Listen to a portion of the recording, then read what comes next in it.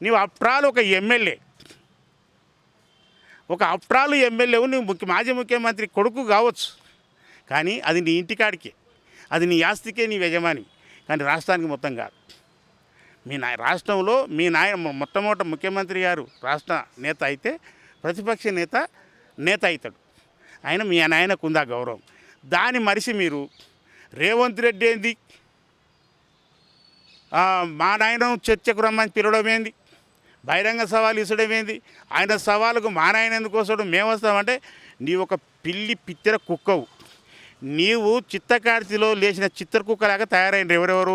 ఈ హరీష్ రావు ముఖ్యమంత్రి గారికి సపరేట్ కుర్చీ కూడా పెట్టారు. ముఖ్యమంత్రి గారు చర్చలకు భయపడి ఢిల్లీకి వారిపోయింది అని చెప్పేసి కేటీఆర్ మాట్లాడారు. ఇప్పుడు నేనేమంటున్నాండి, నీవు కుర్చేసుకొని కూర్చోనికి నీకేం అర్హత ఉంది అని అంటున్నాను నేను సీదా. నువ్వు మీ పార్టీకి వర్కింగ్ ప్రెసిడెంట్ కావచ్చు, నీ ప్రతిపక్ష నేతవు కాదు. రేవంత్ రెడ్డి గారు ఏమన్నారండి, ఆ రోజు ఎల్బీ స్టేడియంలో మొన్న జరిగిన 4వ తారీఖు మీటింగ్లో, ఖర్గే గారు వచ్చిన మీటింగ్లో ఒక మాట చెప్పింది. ఏమని? గత ప్రభుత్వము ఇయ్యని ఉద్యోగాలు, పెండింగ్లో పెట్టిన ఉద్యోగాలు, నోటిఫికేషన్లు ఇచ్చి కూడా పెండింగ్లో పెట్టిన ఉద్యోగాలను మనం అధికారంలోకి వచ్చిన తర్వాత మనము 60,000 ఉద్యోగాలు ఇదే ఎల్బీ స్టేడియం సాక్షిగా మనం ఇక్కడ ఉద్యోగాలు ఇచ్చినాము. ఇందులో ఈ 60,000 మందిని పిలిపించేసి ఏ ఒక్కరైనా సరే మాకు ఉద్యోగం రాలేదని చెప్తే గాన నేను నెత్తి ముక్కు నేలకు రాస్తానని చెప్పేసి అని ముఖ్యమంత్రి గారు మాట్లాడిన మాటలు, ఇవే మాటలు మాట్లాడి నేను అన్నాడు.